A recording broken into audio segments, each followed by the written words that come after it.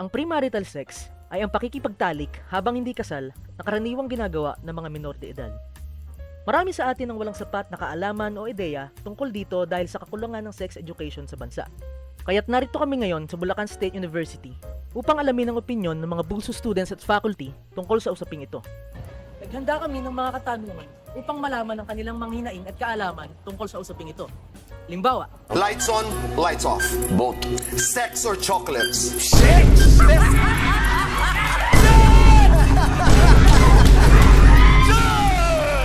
syempre, joke lang. Kasi sabi nga ni Kidlat, Huwag kang bastos! kaya't narito ang aming mga tinalakay na paksa. Una, do you have any idea about premarital sex?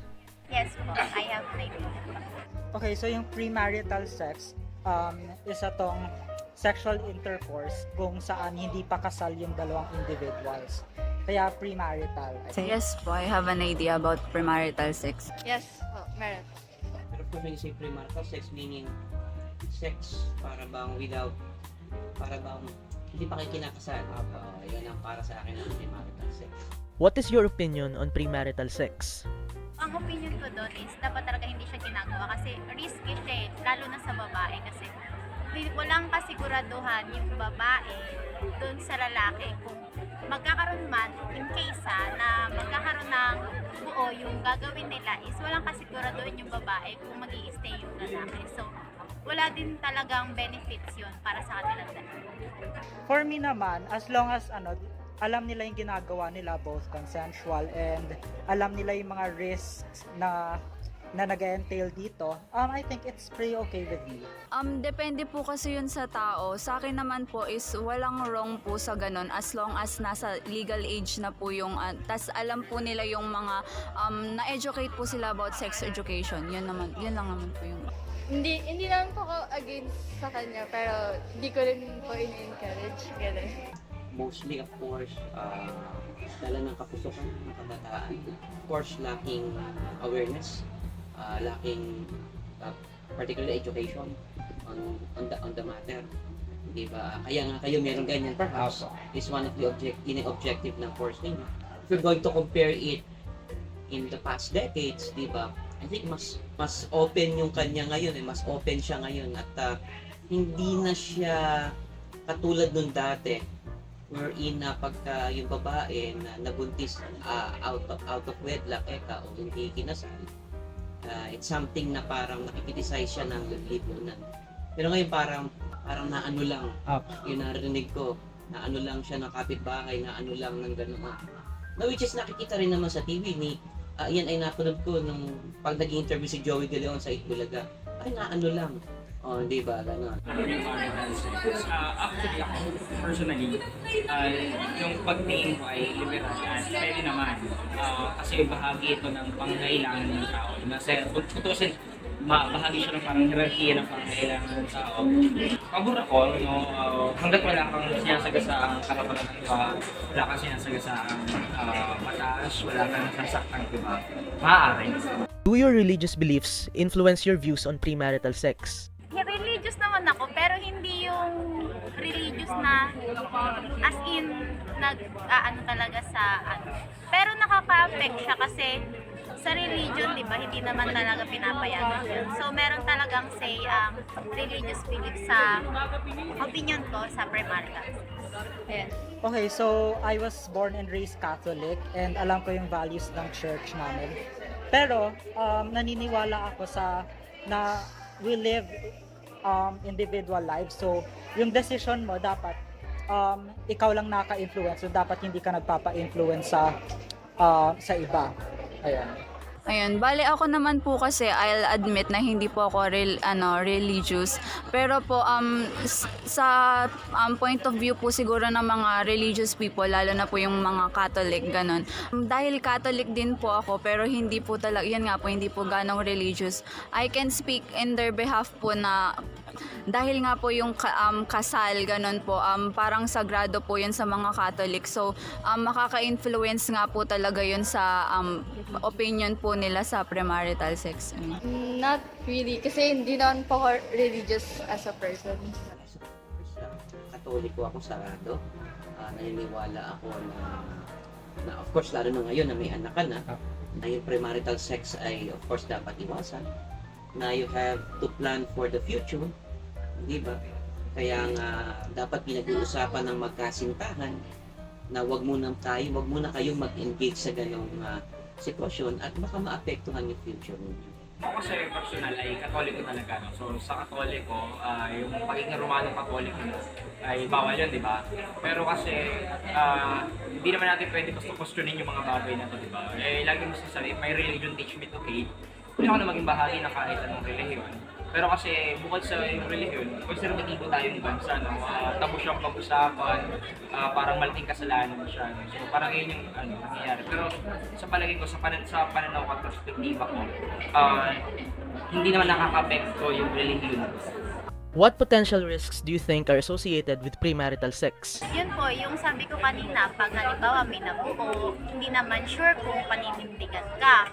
Tapos meron din naman na may mga possibility na magkaroon ka ng sakit sa premarital sex. Doon din, hindi ka din sure kung ano yung sakit mo, and lalo na kung makikipag-sex ka naman sa hindi mo kakilala, or halimbawa kakilala mo siya pero hindi totally kilala. Halimbawa, meron kasi 'di ba na nakikipag-sex na parang kakilala lang, ganun. So, minsan meron silang mga sakit na naipapasa sa atin through sex like STD or HIV. So, yun yung mga possible risks na pwede nating makuha dun sa pakipagtalik na kita.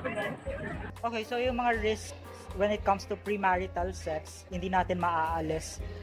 For heterosexual couples, hindi natin maaalis yung magiging pregnant, ganon. It will be a distraction for both of them. And ayun nga, may risk of pregnancy. And ayun nga, premarital sex. So, parang walang security in case mangyari yon. And of course, alam naman natin dito sa Philippines na yung healthcare for women like abortion ay hindi talaga available. So, it's very risky yung pregnancy. And also, yung mga STDs na makukuha natin sa hindi lang sa premarital sex in general, makukuha natin yung mga STDs na yan kapag walang protection. So, ayun, yun yung mga risk na nakikita.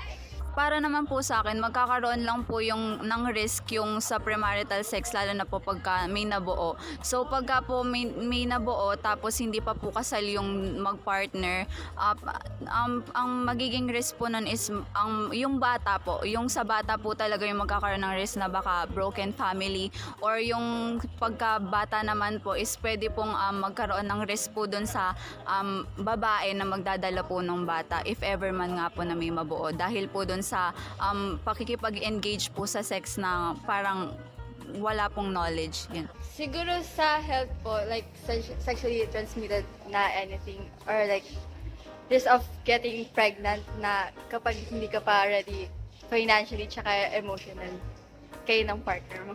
Kaya na, unang-una, kabataan dahil ng kapusukan. Pangalawa, lacking guidance. Ibig sabihin, hindi nag-guide ng mga magulang. Tulad sinagot ko rin kahapon, peer pressure. Iba kang peer pressure.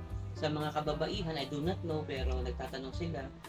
Kasi sa view ng West, para bang pagka there's something wrong with you, pagka ikaw ay virgin pa, based sa mga napapanood ko, sa pag nakikita ng mga kababaihan. Sa kalalakihan naman, di ba, pag nag-uusap kami, lalo ng panahon ng kabataan, naka-first base ka na ba? Naka-second base ka na ba? O naka-third base ka na? So, parang magtatawanan sila, ano ba nangyari sa'yo? Ba't hanggang ganyan ka na? So, mayroong peer pressure. Kaya, sometimes, doon sa side ng lalaki, talagang, minsan pinipilit niya. Pangatlo ay, of course, lacking education. Di ba? And of course, pang-apat, it has something to do with the culture. Nagbabago na yung culture natin ngayon. Before, medyo traditional pa tayo, medyo conservative pa tayo. Pero ngayon, parang hindi na ganoon. If we're going to compare it before. Una kasi, ang problema natin ay walang sex education sa curriculum talaga. Sobrang tabu siyang pag-usapan sa academe. Dahil doon, yung mga bata, di ba, natatawa yung mga tao, nababaso sa yung mga tao pag sinasabi yung term na tike, na kahit yun naman talaga yung tawag doon, no? Kasi yun yung bika doon, pinagkatawanan nila. Ang ending, sobra yung curiosity ng mga bata kasi nga isa siyang pinagbabawal na usapin sa paligid natin. So ang ending ay yung vandalism ng mga bata sa school, yung genitalia. Kasi feeling nila makapangyarihan sila kasi nagawa nila isang bagay na ipinagbabawal. So habang lumalaki, so mas napuprone sila sa teenage pregnancy kasi yung curiosity nila. Curious sila, so ginagawa nila ang ending nagkakaroon ng teenage pregnancy. Bukod doon, dahil walang proper sex education sa curriculum, maraming bata na naliliis sa teenage pregnancy. Bawal din naman, wala rin tayong case or wala tayong law na for abortion. Walang legal na basis para maglalagay. So ang ending, na-reduce yung health. And bukod doon, syempre, mas lumalala yung kahirapan kasi konservatibo tayo pagka nabuntis kasi ayaw ipalaglag kasi nabuntis ka, dapat panagot mo na yan, etc. Tuloy-tuloy na, no? Magsasama na kayo kasi dapat mag-asawa na kasi may mga anang nabuo. So ang ending,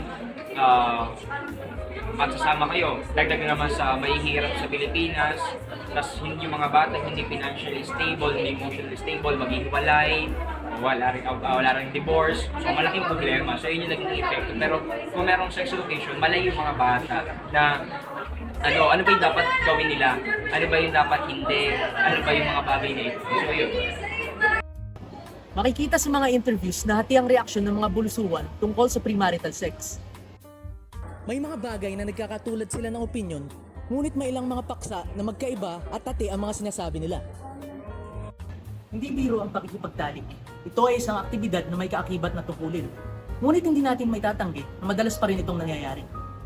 Maraming kabataan at mga individual na hindi pa ikinakasal ang nabubuntis, kahit hindi pa sila handa sa emosyonal at pinansyal na responsibilidad na kaakibat nito.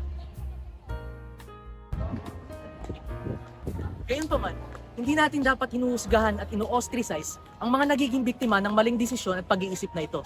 Sila ay mga biktima rin lamang ng kakulangan ng maayos na edukasyon at mga patakaran sa bansa. At yan mga kapatid ang aral natin sa araw na ito. Ako po si Paulo Roman ng BSB4E na nagpapaalalang kung in-hit ka tulad ni Robin Padilla, magtiis ka na lang muna. Maraming salamat po. Papahinga muna ako.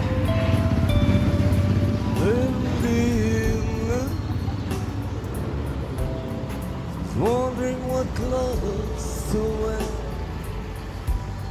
She puts on her makeup and brushes her long blonde hair. And then she asks me, do I look alright? And I say, you look wonderful tonight.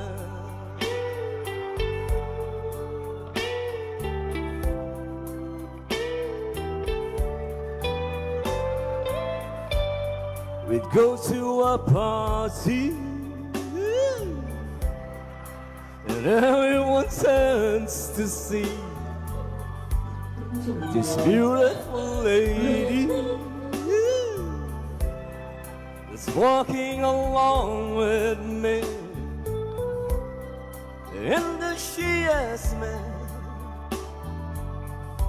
do I feel alright? And I say, yeah, I feel wonderful tonight. I feel wonderful because I've seen the love light in your eyes. And the wonder, oh, you just don't realize how much I love you.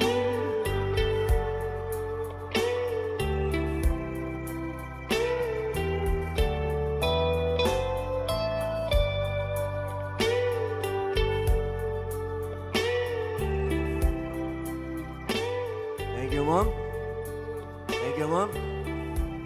Inyong binigyan ng magandang kulay ang gabi ko. Maraming salamat po.